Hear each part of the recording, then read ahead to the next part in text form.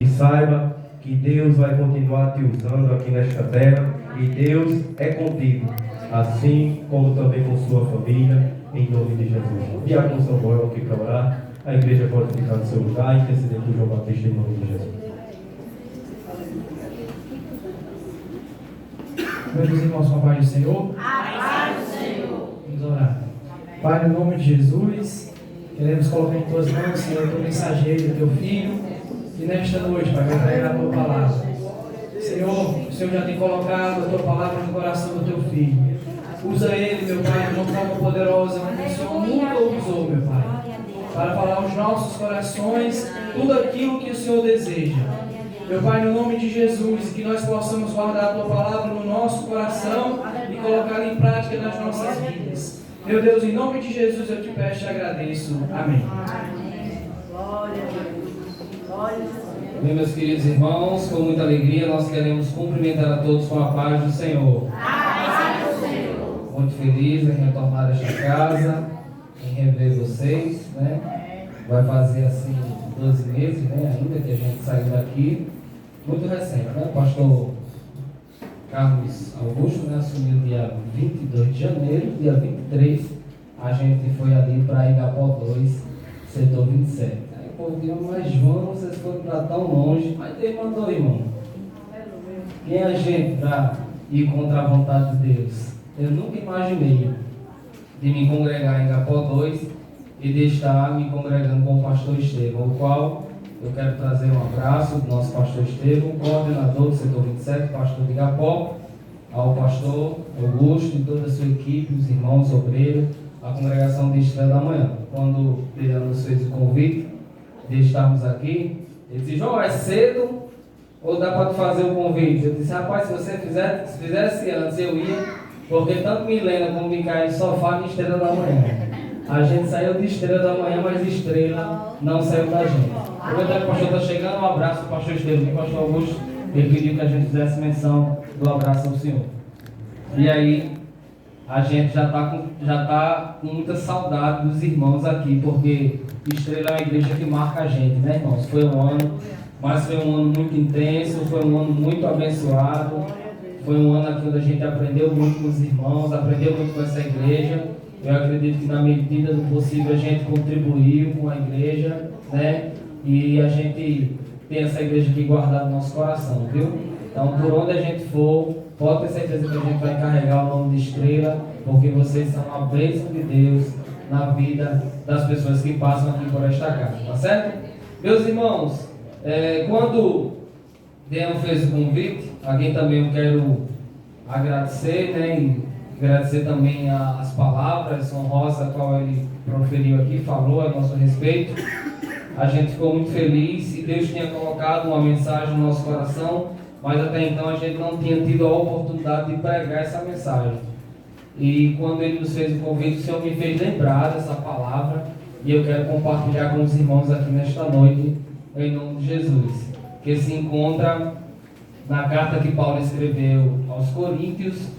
O capítulo é o de número 2, a partir do versículo 1. Enquanto você localiza, canta assim, ó. Onde Jesus mora não há tristeza, onde Jesus mora não há dor, não há choro. Onde Jesus mora só existe alegria, a gente canta todo dia. É feliz quem tem Jesus no coração. Amém. Agora também vocês estão chiques, né? Tem agora a transmissão no YouTube. Esse negócio deixa o pregador nervoso, irmão. Não faz com a gente não, viu? É transmissão no YouTube, agora é presencial e online. E os irmãos aqui de Estrela é muito chique. Meus irmãos, primeira carta de Paulo aos Coríntios, capítulo de número 2. Quem achou diz amém. Diz assim, 5 versículos apenas deste capítulo. E eu, irmãos, quando fui ter convosco, anunciar-vos o testemunho de Deus, não fui com sublimidade de palavras ou de sabedoria, porque nada me propus saber entre vós senão Jesus Cristo e este crucificado. E eu estive convosco em fraqueza e em temor e em grande tremor. A minha palavra e a minha pregação não consistiram em palavras persuasivas de sabedoria humana, mas em demonstração do Espírito e de poder, para que a vossa fé não se apoiasse em sabedoria dos homens, mas no poder de Deus. Querida igreja do Senhor, por esses dias Deus colocou esta palavra no meu coração e muito eu me alegrei, porque o Senhor, Ele não muda, e a sua palavra, ela é fiel e verdadeira para cumprir aquilo que Ele apraz. Chegando nesta casa, nós já podemos ouvir a voz de Deus, através dos louvores, através das saudações, aonde confirmaram esta mensagem ainda mais forte no nosso coração, e eu quero aqui compartilhar com os amados irmãos.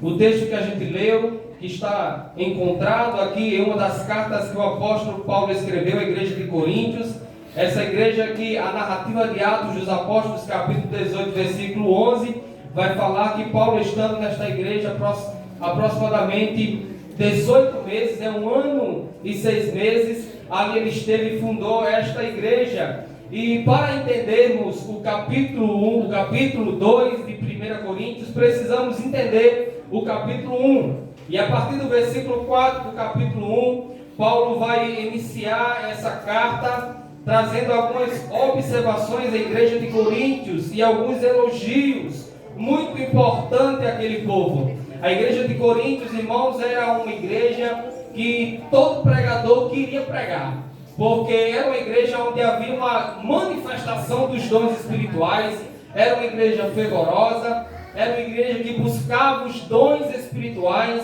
e era uma igreja que tinha o conhecimento da palavra, mas também ela precisava de orientações, a qual o apóstolo Paulo traz muitas exortações a este povo acerca dos ensinamentos da palavra do Senhor. E o versículo 4 do capítulo 1, Paulo inicia a sua carta, o seu discurso, dizendo: sempre dou graças ao meu Deus por vós, pela graça de Deus que vos foi dada em Jesus Cristo, porque em tudo fostes enriquecidos nele, e em toda palavra e em todo conhecimento. Então observe que Paulo elogia a palavra e o conhecimento daquela igreja. E ele continua dizendo: como foi mesmo o testemunho de Cristo confirmado entre vós. Olha aqui o terceiro elogio, o elogio do testemunho de Cristo, que era vivido no meio daquele povo, no meio daquela igreja. Versículo 7. De maneira que nenhum dom vos falta. Veja que havia ali uma manifestação dos dons espirituais. E ele continua dizendo: esperando e a manifestação de nosso Senhor Jesus Cristo, o qual vos confirmará também até o fim, para seres irrepreensíveis no dia do nosso Senhor Jesus Cristo.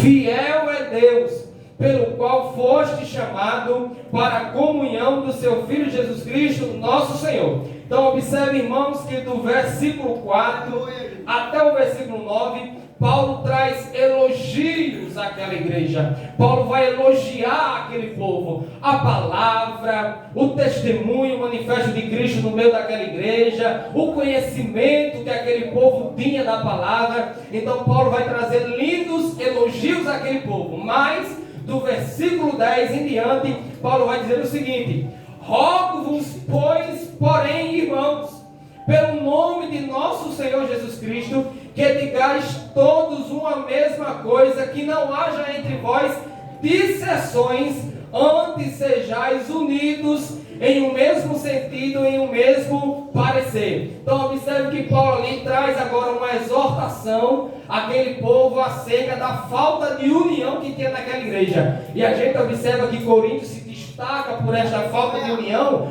quando a gente faz a leitura periodicamente da Santa Ceia, Coríntios 11, a partir do 23, que a gente vê, irmãos, que ali havia dissensões e não havia união. E a forma como eles conduziam a Santa Ceia do Senhor não era a forma bíblica corretamente falada. Por isso que Paulo vai dizer: o que eu recebi de quem? Do Senhor, agora eu vou ensinar a vocês. Ou seja, vocês têm conhecimento, têm palavra, mas muitas das vezes vocês não aplicam, não praticam aquilo que é correto diante de Deus. Então era uma igreja que precisava da orientação pedagógica do Espírito Santo através da vida de Paulo. Então havia ali entre vós dissensões. E aí Paulo vai dizer: porque a respeito de vós, irmãos meus, me foi comunicado por uma família de Cloé. Ou seja, a família de Cloé foi a família responsável em dizer: Paulo, está acontecendo alguns problemas aqui na igreja de Corinto acerca desta falta de união, desta falta de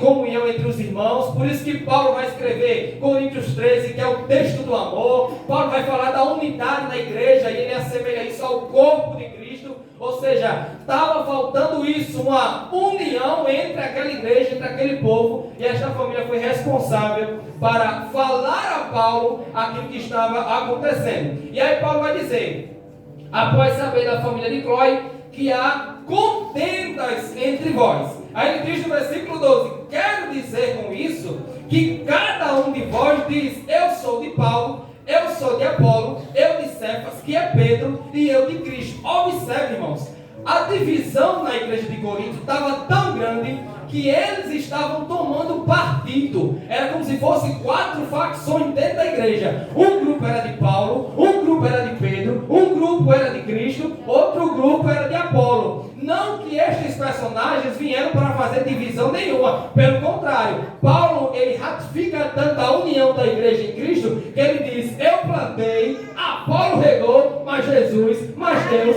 dá o crescimento. Ou seja, a igreja precisa andar unida no Senhor Jesus. Então, irmãos, estes personagens não faziam divisões, mas as pessoas pegavam os personagens e diziam: não, eu sou o que Paulo diz, eu sigo o que Paulo prega. E, irmão, se surpreenda que os piores que tinha naquela época os que diziam ser de Cristo. Entendeu? Então veja a contenda, a bagunça que tinha. Mas por que eles faziam isso? Porque naquela época existia um grupo chamado sofistas. O que eram os sofistas? Eram poliglotas, eram homens estudiosos, eram filósofos, eram pregadores itinerantes, e eles eram convencedores das pessoas acerca do que eles pregavam. Irmãos, eram excelentes oradores. Era aquele pregador que pregava e você ficava assim: ó, quanta sabedoria, meu Deus, que conhecimento. Então os sofistas, eles faziam isso, eles pregavam, as pessoas em Corinto ficavam abismadas, aí começavam a tomar partido diante das pregações que eles estavam impondo. E isso era muito perigoso. E aí, irmãos, Paulo vai dizer o seguinte: tendo essas divisões de você dizer que são de um, de outro, e assim sucessivamente, ele vai dizer o seguinte: olhe, para que ninguém, versículo 3, está Cristo dividido? Foi Paulo crucificado? Dou graças a Deus, porque nenhum de vós batizei, senão a Crispo e a Gaio, para que ninguém diga que fostes batizados em meu nome. E batizei também a família de Estéfanas. Além destes, não sei se batizei algum outro, porque Cristo enviou-me não para batizar, mas para evangelizar, não em sabedoria de palavras, para que a cruz de Cristo se não faça vão, porque a palavra da cruz é loucura para os que perecem, mas para nós que somos salvos é o poder de Deus. Então Paulo está se apresentando à igreja de Corinto dizendo: eu não venho aqui pregar a vocês por palavras de filosofias, mas eu quero apresentar a vocês a Cristo e a este crucificado. E os coríntios, irmãos, eles ignoravam esse tipo de mensagem, porque eles não entendiam como é que Paulo pregava a Cristo com tanta força, com tanta veemência, com tanta alegria, a escrever acerca da ressurreição em Cristo, a escrever no capítulo 15 acerca disso, da nossa fé em Cristo. Como é que Paulo fala disso? De um homem que morreu e ressuscitou. Então isso para ele era um negócio assim meio louco, e principalmente para os filósofos. E a dos que digam, e 2 Coríntios, capítulo 10, versículo 10, vai falar que Paulo era pesado em presença, mas muito forte nas letras. Ou seja, há dos que falam que Apolo sabia muito melhor se expressar publicamente do que Paulo. Aí Paulo vai dizer, mas eu não estou falando aqui de vãs filosofias. Vocês podem até se espelhar em excelentes filósofos da época, mas o que eu estou pregando aqui não é palavra filosófica não, é a palavra de transformação, porque a palavra da cruz, a mensagem da cruz, para os que são doutores, os que são filósofos, perecem, mas para nós é o poder de Deus. E ele continua dizendo, porque a palavra da cruz é loucura para os que perecem, mas para nós que somos salvos é o poder de Deus, porque está escrito, destruirei a sabedoria dos sábios, aniquilarei a inteligência dos inteligentes. Onde está o sábio e onde está o escriba, onde está o inquiridor deste século? Porventura não tornou Deus a loucura a sabedoria deste mundo? Ou seja, aquilo, irmãos, que para eles eram loucura, que para eles era algo que não podia acontecer, para a gente era algo manifestado da sabedoria de Deus, onde o próximo dos textos, dos versículos desse capítulo vai dizer que Deus ele ocultou essas coisas aos sábios e entendidos. É porque os filósofos não entendem. Você vai para a universidade federal, você vai para a universidade particular, o povo diz, eu não consigo entender como é que vocês creem neste Deus, eu não consigo entender como é que vocês acreditam em Jesus. A Bíblia é ultrapassada, a Bíblia é antiquada, a Bíblia é isso, a palavra é aquilo, mas eles são loucos. Jesus, ele tampou a visão desse povo. Esse povo diante da sabedoria humana não consegue ver, mas nós que somos pequenos, o texto vai dizer, às vezes são até desprezíveis, mas Deus colocou em vasos de barro um tesouro precioso. Aleluia! Visto como na sabedoria de Deus o mundo não conheceu a Deus pela sua sabedoria, aprove a Deus salvar os crentes pela loucura da pregação. Não é assim que nos chamam? Bando de crente doido, louco, vai zoada na terça-feira, na quinta, no domingo, vai vigília, vai pra rua com caixa de som, aí fica gritando na feira, fica dizendo que Jesus vai salvar. Um bando de jovem podia estar desfrutando das coisas dessa vida, aí estão na igreja, estão no evangelismo, estão buscando a presença, estão orando, estão no matutino, estão no pocinho, estão buscando a presença de Deus. É porque isso é poder que transforma. Só sabe o valor que tem a pregação do Evangelho em Cristo quem foi transformado por ela. Ele continua dizendo, porque os judeus pedem um sinal, os gregos buscam sabedoria, mas nós pregamos a Cristo crucificado, que é escândalo para os judeus e loucura para os gregos. Então essa era o teor, o principal tema da pregação de Paulo. Era uma pregação em Cristo, era uma pregação em poder e transformação, porque a loucura de Deus é mais sábia do que os homens, a fraqueza de Deus é mais forte do que os homens. Porque vede, irmãos, a vossa vocação, que não são muitos os sábios segundo a carne, nem muitos os poderosos, nem muitos nobres que são chamados, mas Deus escolheu as coisas loucas deste mundo para confundir as sábias, e Deus escolheu as fracas deste mundo para confundir as fortes, e Deus escolheu as coisas vis, desprezíveis deste mundo, e as que não são, aniquilar as que são, mas vós sois dele em Cristo, o qual para nós foi feito por Deus sabedoria e justiça em santificação e redenção, para que, como está escrito, aquele que gloria no Senhor, aquele que se glorie no Senhor. E aqui a gente entende, irmãos, que nada é mérito nosso, tudo é mérito de Deus. É Deus quem faz a gente pregar, é Deus que faz a gente cantar, é Deus que faz a gente chegar ao ministério, é Deus que nos abate, é Deus que nos exalta, é Deus que nos levanta, é Deus que fecha a porta, é Deus que abre, é Deus que faz a gente passar no concurso, é Deus que faz a gente no meio da prova ser vencedor. Tudo é mérito de Deus.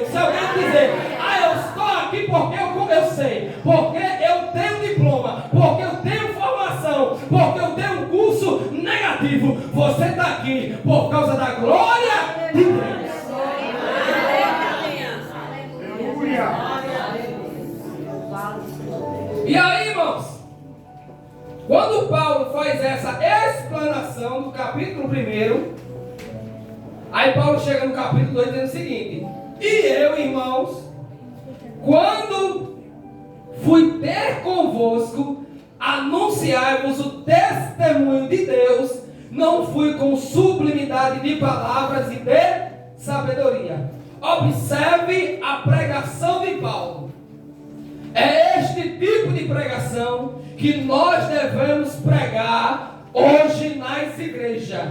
Paulo vai dizer: quando eu fui ter convosco, quando eu fui até vocês, eu não fui com sublimidade de palavra, eu não fui com argumentos filosóficos, como os pregadores itinerantes por aí, mas eu fui o quê? Eu fui por causa do testemunho, anunciar-vos o testemunho de Deus. A pregação do pregador deve falar do testemunho de Deus.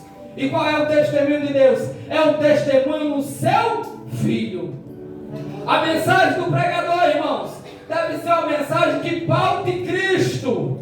De Gênesis ao Apocalipse, Cristo precisa ser pregado no meio da igreja. Ah, mas só tem crente, só tem convertido. Aí é que você fala de Cristo. Paulo vai dizer: eu não me canso de falar as mesmas coisas para vós, porque é segurança. Eu preciso pregar Cristo, que nasceu, que viveu, que morreu, que ressuscitou e que é Deus e está glorificado. Eu preciso anunciar o testemunho dele, porque o pregador não salva, o cantor não salva, a igreja não salva, quem salva é Cristo. É Cristo quem faz a transformação. E para que eu tenha um testemunho diante da sociedade digno, eu preciso viver o testemunho de Cristo na minha vida.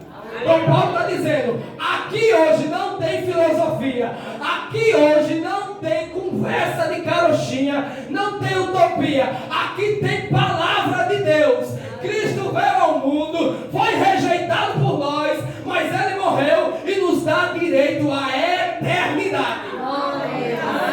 Irmãos, essa é a mensagem que fez a igreja crescer até os dias de hoje.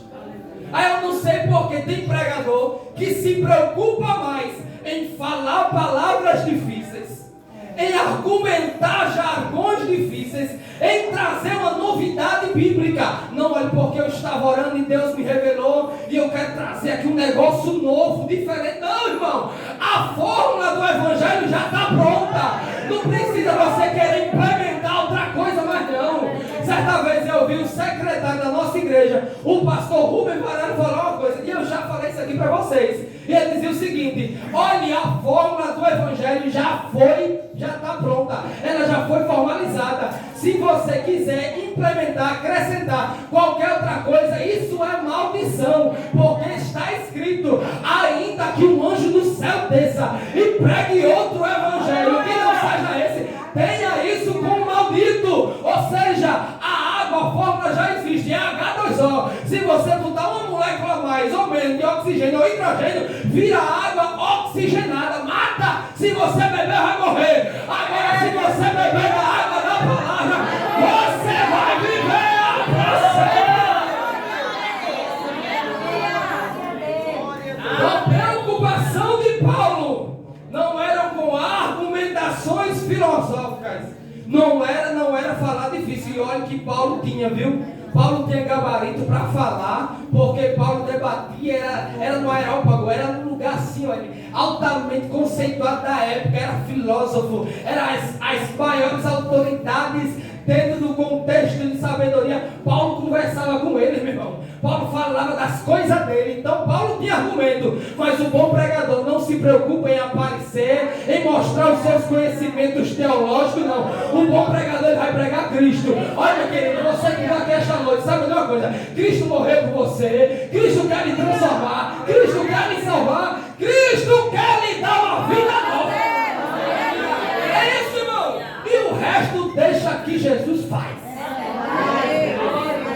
Verso 2: não com sublimidade de palavras nem sabedoria, porque nada me propus saber entre vós, senão Jesus Cristo e este crucificado. Então essa era a mensagem de Paulo. Era o Cristo crucificado. Aí hoje o pregador lê um monte de texto, um monte de coisa. Aí vai no Antigo, vai no Novo, fala tudo, mas não fala de Cristo. Eu não sou contra não, irmão. A gente deve pregar na Bíblia. Está aqui, é inspirada, inerrante, palavra de Deus, para ser ensinada, para ser pregada. Mas, irmãos, o objetivo principal desta palavra é o personagem principal dela. Se não fosse ele, nada do que foi feito se faria. Ele é o verbo que está com Deus e que é Deus desde o princípio. É ele, irmão. Jesus é o principal personagem da nossa vida. A gente só está aqui por causa dele. A gente só respira por causa dele. A gente só come por causa dele. Só trabalha por causa dele. Só fala por causa de Cristo. Então Cristo deve ser a centralidade das nossas palavras. Aí continua dizendo, versículo 4, 3: E eu estive convosco em fraqueza e em temor e em grande tremor.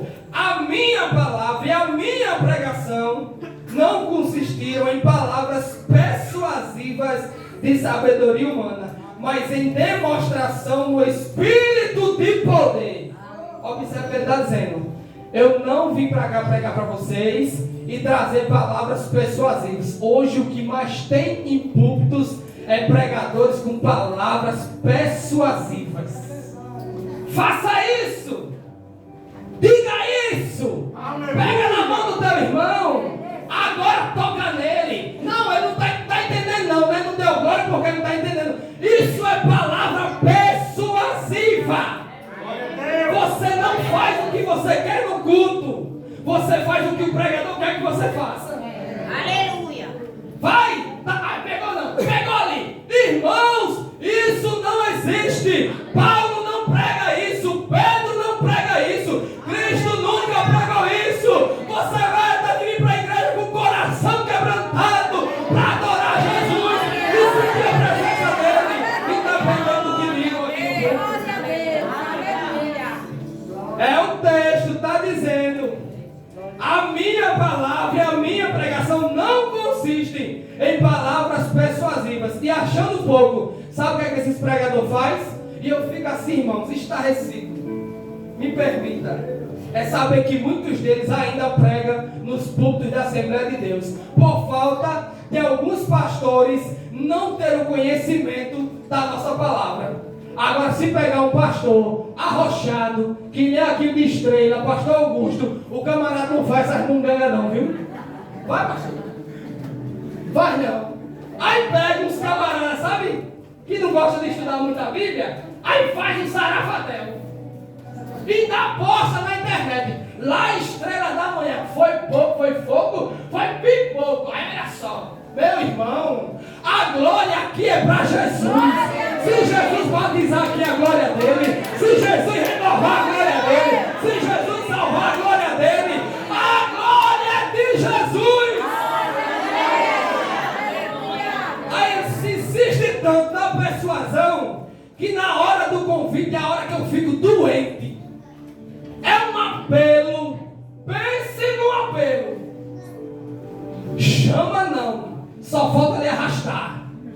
Venha, venha, venha, venha. Venha, senão você vai morrer. Aceite Jesus agora, senão você vai para o inferno. Venha, venha, venha. É não, irmão. Pedro, quando pregou após a descida do Espírito Santo, sabe o que aqueles irmãos diziam? Varão, o que é que eu preciso fazer para ser salvo?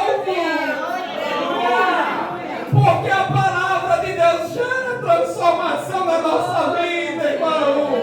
A palavra de Deus é como uma flecha certeira no coração. Quando entra lá dentro, a gente sempre diz: eu preciso de Jesus.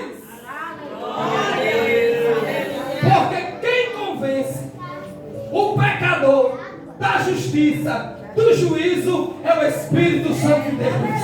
A minha missão aqui é apenas pregar, é apenas falar. E o Espírito Santo de Deus, o poder será manifestado. Porque ele está dizendo no final do versículo 4, capítulo 2: mas em demonstração do Espírito de poder. Como é que eu demonstro algo invisível? Como é que eu vou demonstrar mostrar o Espírito Santo e o seu poder para as pessoas que não conhecem. É algo invisível. Aí você tem que entender uma coisa. Jesus, certa vez, conversando com um homem chamado Nicodemos, Jesus falava com ele a respeito de um novo nascimento. Capítulo 3 de João. Aí lá por verso 7, ele diz: não te maravilhes de ter dito, necessário vos é nascer de novo. O vento sopra onde quer e ouves a sua voz, mas não sabeis de onde vem, nem para onde vai. Assim é todo aquele que é nascido do Espírito. Quando Paulo falava mais do Espírito de poder, Paulo estava dizendo: você sabe o vento, você não vê o vento, você não vê o vento, mas você sabe que ele existe, porque você o sente. E o vento tem poder ou não tem? Tem, porque os meteorológicos já estudam a força do vento. E quando o vento é muito forte, ainda recentemente você viu aqui na Praia de Genipabu, tem uma ventania tão forte que levou as barracas. Você não vê o vento, mas o poder do vento é tão forte que ele arrasta, que ele transforma, que ele tira as coisas de lugar. Ah, pois pronto, quando o vento do Espírito, aleluia, eu estou sentindo a graça de Deus aqui. Quando o vento do Espírito, pastor, ele chega na igreja, ele sopra com a força que transforma.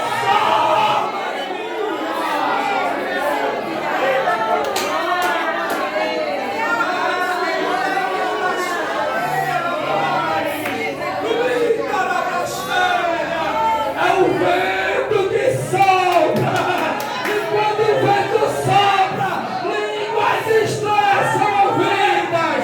Aleluia, glória a Deus, são tomados da igreja e almas são transformadas.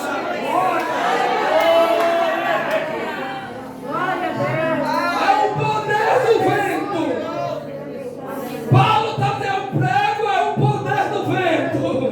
Eu não quero aquele convencer com palavras bonitas, não.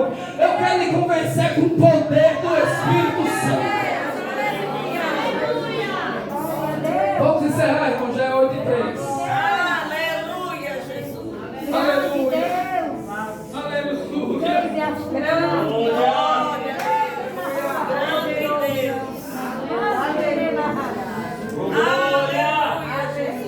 É o poder do vento do Espírito.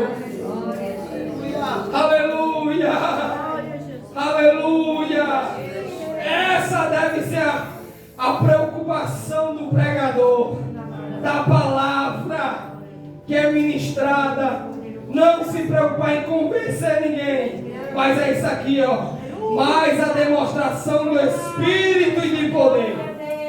Aí quando o vento sopra no meio da igreja, que há essa demonstração do Espírito, aí você vê a sinceridade dos corações, o quebrantamento, a manifestação genuína da presença de Deus, a transformação, as coisas mudam de lugar, a força do vento, ela gera nova vida nas nossas vidas, porque Cristo disse: o vento sopra, nós não sabemos de onde vem nem para onde vai, ou seja, em quem Deus quiser, o vento vai soprar e Deus vai transformar.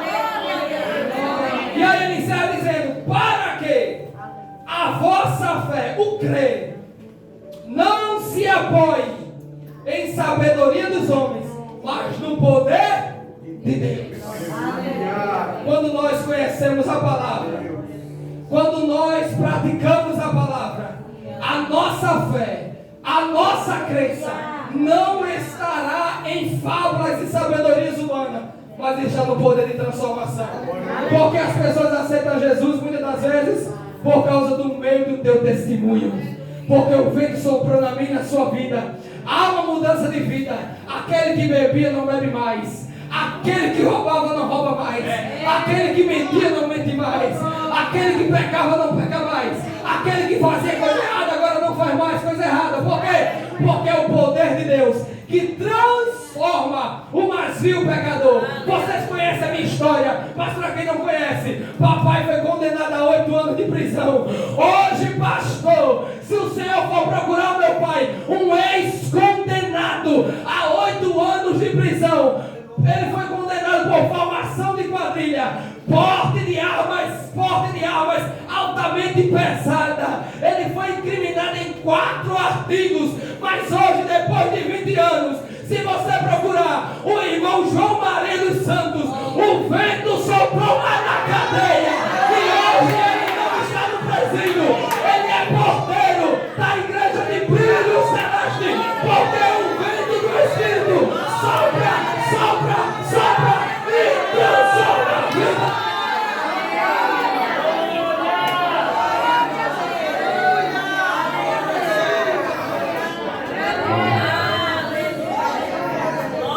Glória a Jesus. O vento sopra aonde ele quer. E o vento do Espírito está pairando sobre a igreja de Jesus está neste lugar. Graças a Deus por esse culto. Graças a Deus pelo Senhor ter falado conosco mais uma vez. Desde já agradeço ao nosso pastor pela confiança. Agradeço ao nosso irmão João Batista, que Deus sempre tem usado dessa forma, simples, assim como Ele é. E é Deus quem faz isso. É como Ele disse, quem faz é Deus. Não é o homem quem faz é o Senhor. Amém? Desde já também queria agradecer a toda a juventude por estar aqui nesta noite. Que Deus abençoe cada um de vocês, aos obreiros que têm orado por nós e cada visitante que chegou aqui. Eu acredito que Deus tem falado com cada um de nós nesta noite. Amém? E também eu queria já pegar o gancho dessa oportunidade. E a igreja já está ciente, né? Que amanhã a gente tem um culto de gratidão ao Senhor. Ali na minha residência, o culto ao qual a gente vai dar ali ao Senhor pela vida ali da nossa filha.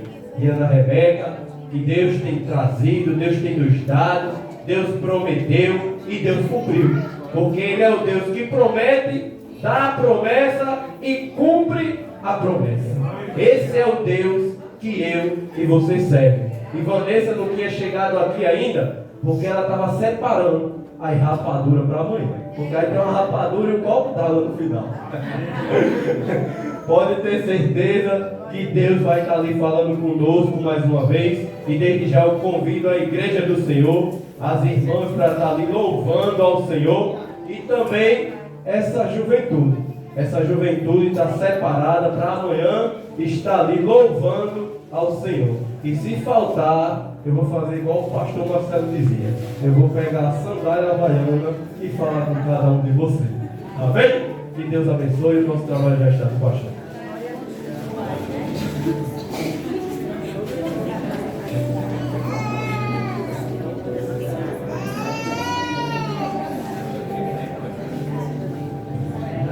Glória a Jesus. Há entre nós alguém que não professa a nossa fé?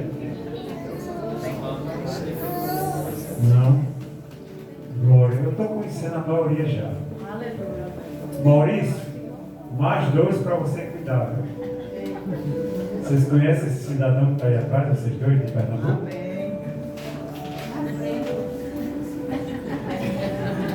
Glória a Deus. Já tem um aqui que é do Piauí, ali é do Ceará. Quem sabe o culto de gratidão no final do curso não vai ser aqui em Estrela da Manhã, porque eles estão vindo para cá, né, Maurício? Cuide deles como fossem seus filhos, viu?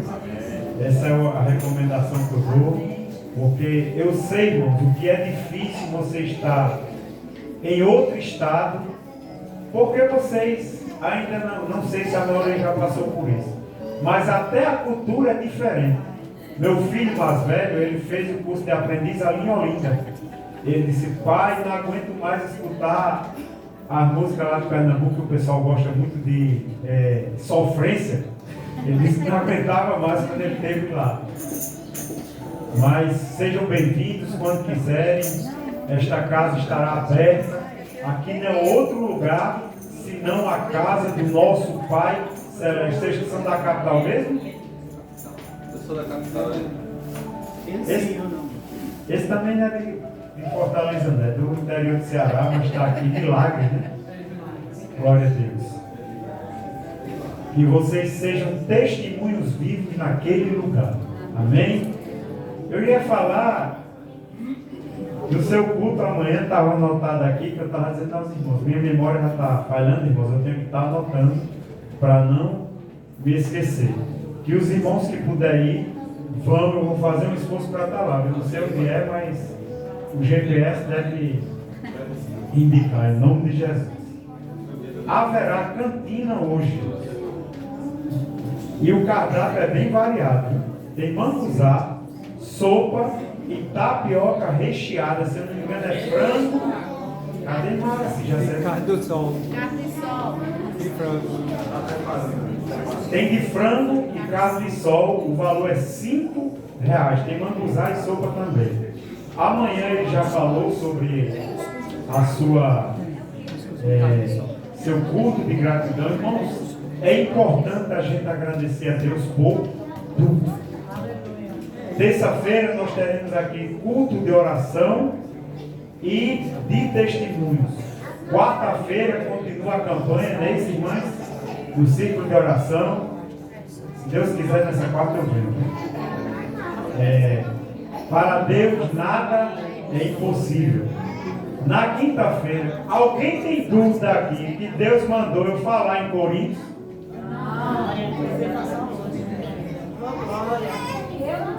Glória a Jesus. Na mesma hora que ele começou, o irmão Gideão olhou para mim. Irmãos, hoje na escola dominical eu disse, eu converso muito com o Espírito Santo pedindo orientação para trazer na quinta-feira aquilo que ele quer para a igreja.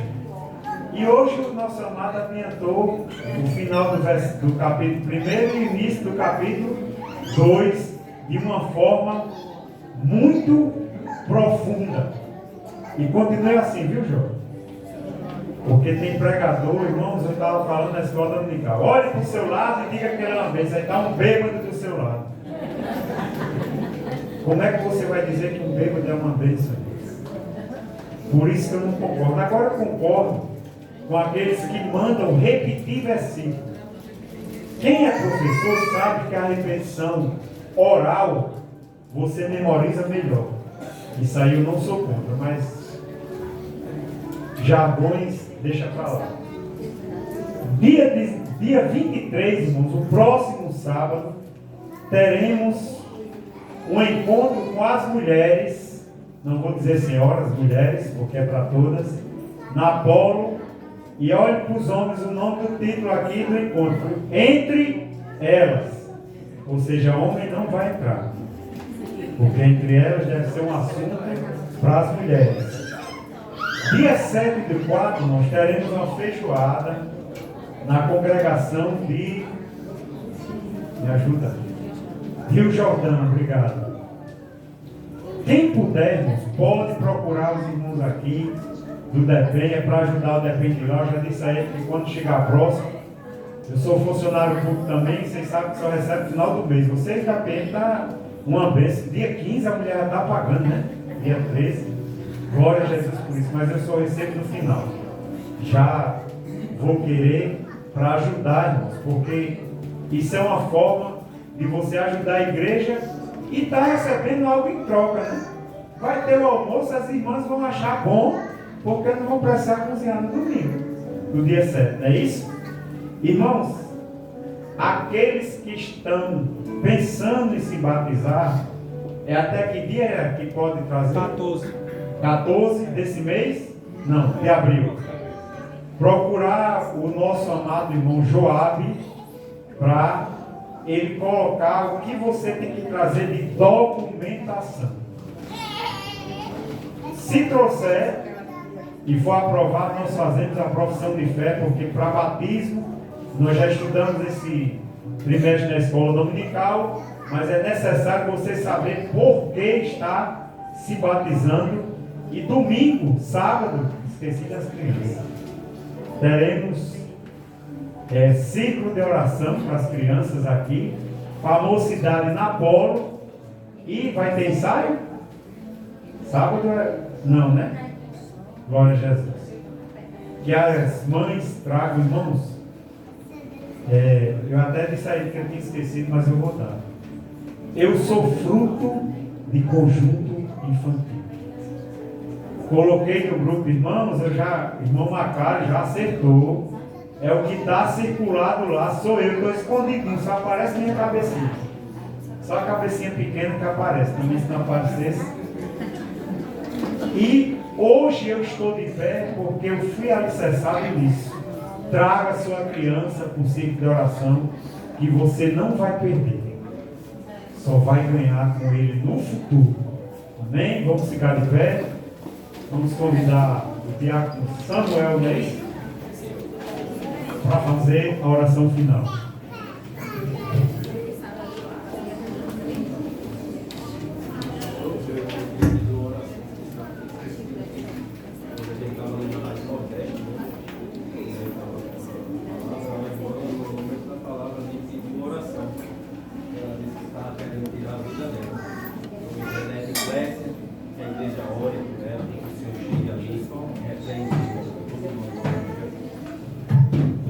Os irmãos ouviram o que o irmão falou. Uma jovem que estava tentando tirar sua própria vida pediu socorro. E aqui é o socorro pronto. Eu aprendi assim na igreja. E também, irmãos, eu quero fazer um pedido especial. Pastor Zé Gomes, ele foi ali de Atalaia de Cristo. Eu substituí ele. Ele passou um problema sério no coração, mas Deus chegou. E hoje ele está com um problema maior. Sua esposa foi desenganada pelos médicos ontem. Os médicos disseram, até aqui já fizemos, agora é com seu Deus. Mas eu creio em Deus que muda a situação. Se a igreja orar, eu creio que Deus pode chegar lá naquela UTI e retirá-la neste momento. Eu creio em Deus que faz assim. Amém, irmão Samuel? E eu pedi de oração também. Um rapaz que ontem ele foi baqueado aqui em cima. E toda a vida que eu vinha para a igreja, ele teve uma palavra comigo dizendo: eu vou com você qualquer dia disso na igreja. E que Deus chega ali, que ele está até na UTI, na casa. E que Deus chega ali na vida dele e possa ser que seja um encontro que ele tem. Glória a Jesus.